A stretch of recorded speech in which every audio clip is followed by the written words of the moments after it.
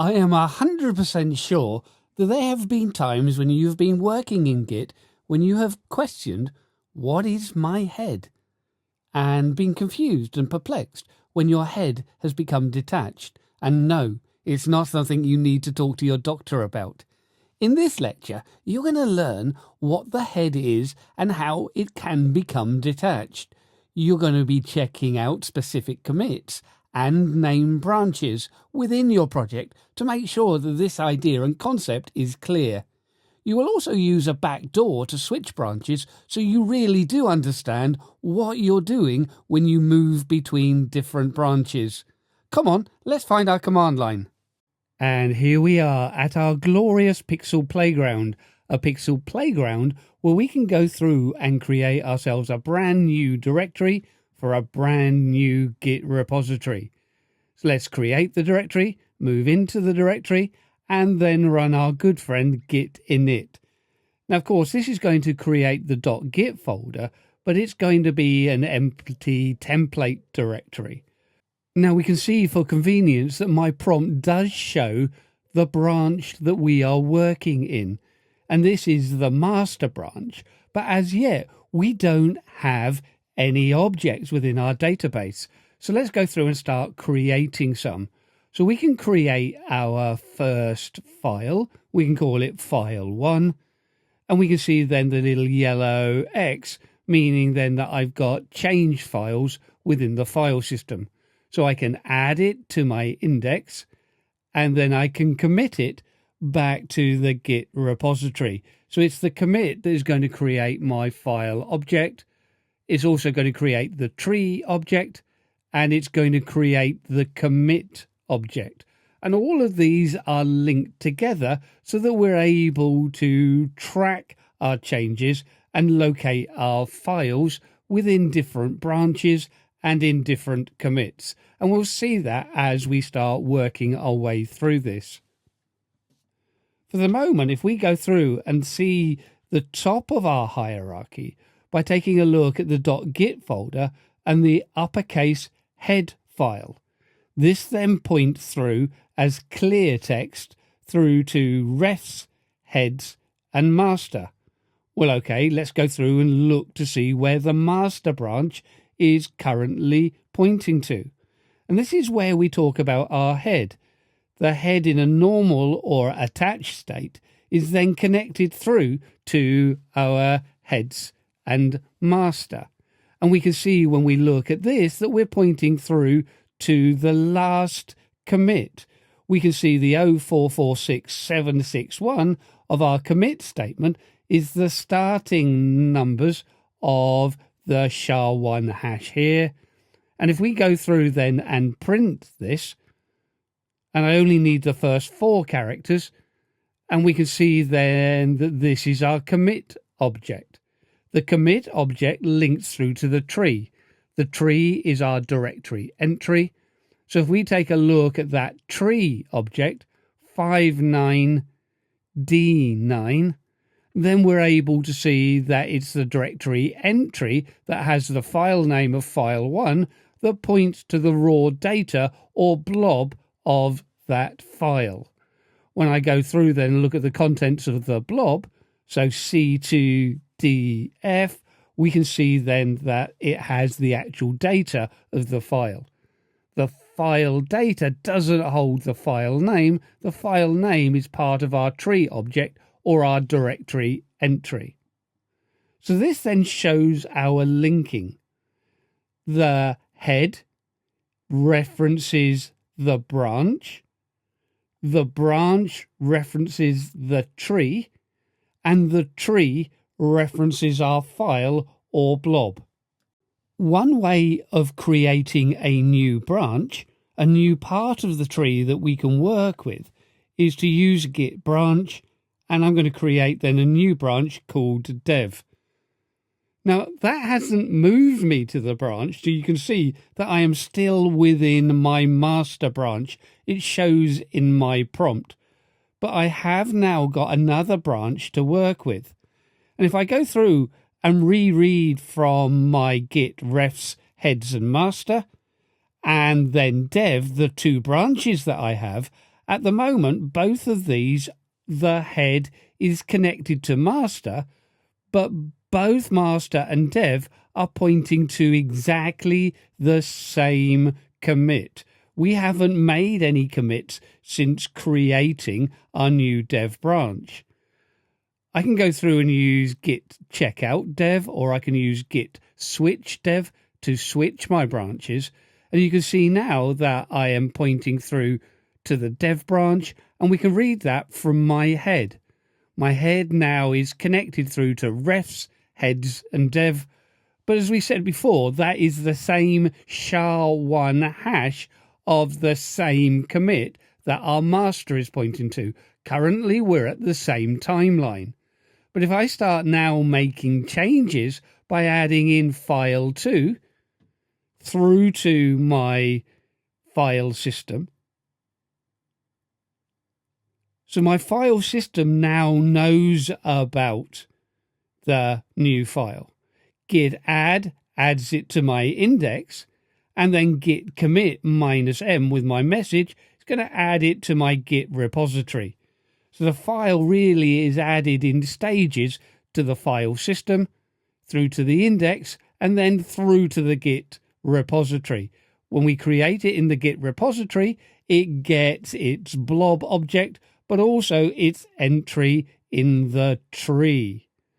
If I now go through and look to see where the dev is pointing to, the dev branch is now pointing to A97E. And we can see when we go through and look at the master is pointing to somewhere completely different. So now we really do have some differences. And if I go through and cat out the file of the new commit, so that's going to be my A897E.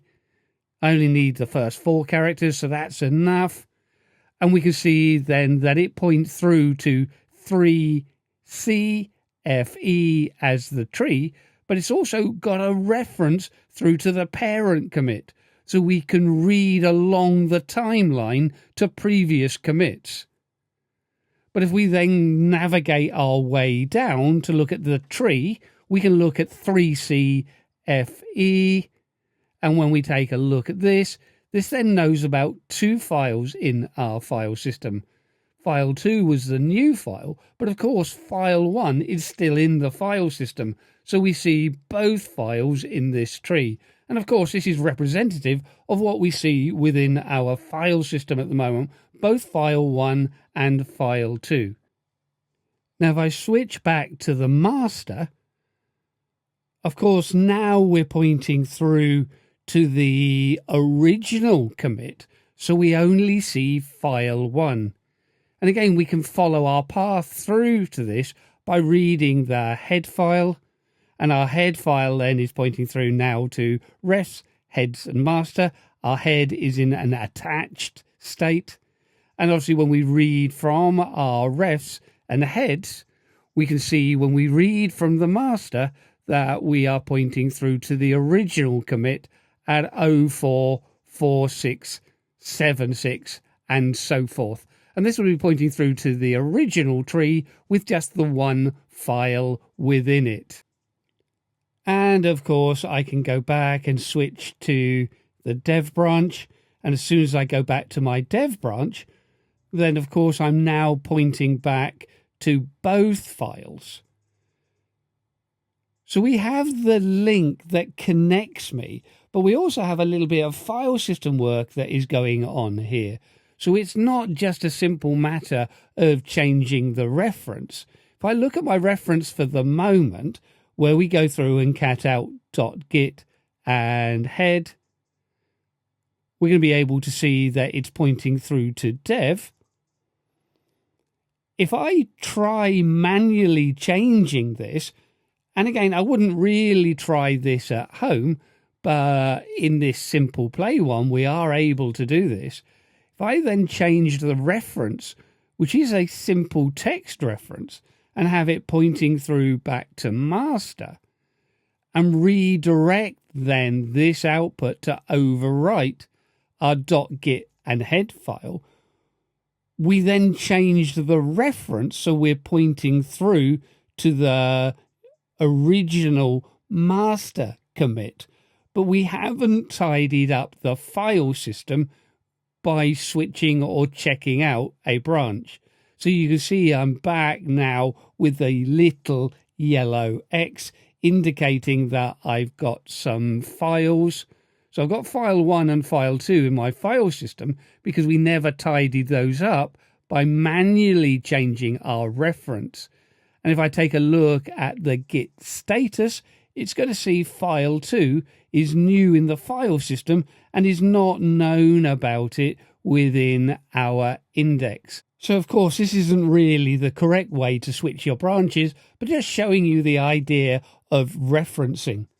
But what about the idea of our detached head? What's all that about? Let's clear the screen with Control and L, and then I can quickly fix this problem because it's the file system that has the extra file that Git wasn't able to tidy up because we manually changed or switched branches. So now the index doesn't see that we have extra files in our file system, so we don't see the yellow X, and we are happy. We added a file in the file system, we've removed it, so there's nothing to change in our index or the Git repository. As we go through then and take a look at creating an additional file, so let's go through and create a new file. We can have a simple hello world writing through to file 3. So of course that does then start adding changes. We can add in file 1, so that adds it to our index, and we can then commit from our index into our database, creating the blob object and the file object, as well, of course, the commit. We can see that I'm in master, and we can see then the commit SHA being B558472. With that done, let's go through and create another file, clear our screen again, add file 4 into the index, and then, of course, we can go through and commit our 4th file. So again, we now have a new commit object. Now, we do get a summary of the commit objects, but I can also see them with Git and log. So with this, I can see the first commit, the third, and the 4th commit, but I don't see the second commit because the second commit was in our development branch. When I list my files, I have file 1, file 3, and file 4. File 2 wasn't in this branch.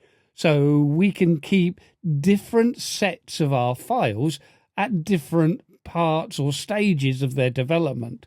Let's go back into Git log and let's go through that 3rd file before the 4th file was created. So I can just grab part of this, put that in my paste buffer, and then let's go through now and see our mythical detached head. When we go through and do our Git checkout, and instead of checking out a branch, I'm going to check out a commit. Now it tells me that I'm in the detached head state. So this gives me a temporary area to work with, but commits aren't going to be saved within this. And by a detached head, when we look at the .git and head file, we are no longer linking through to the refs and heads and branch file. We are linking directly through to a commit. So we're missing out part of our structure here. This should be referencing a branch. It's not. It's missing out the branch and linking directly through to the commit.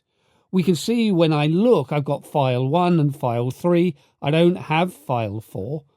But we can switch back to our previous branch by using git switch and minus. And now when we list here, we are listing file 1, file 3, and file 4. And of course, our head is now properly attached where we're referencing the master branch through our head file. All that is left to say is thank you for watching. If you've enjoyed this, then you are probably sadder than I first thought. For more of this drivel, please subscribe, like and comment to @TheUrbanPenguin.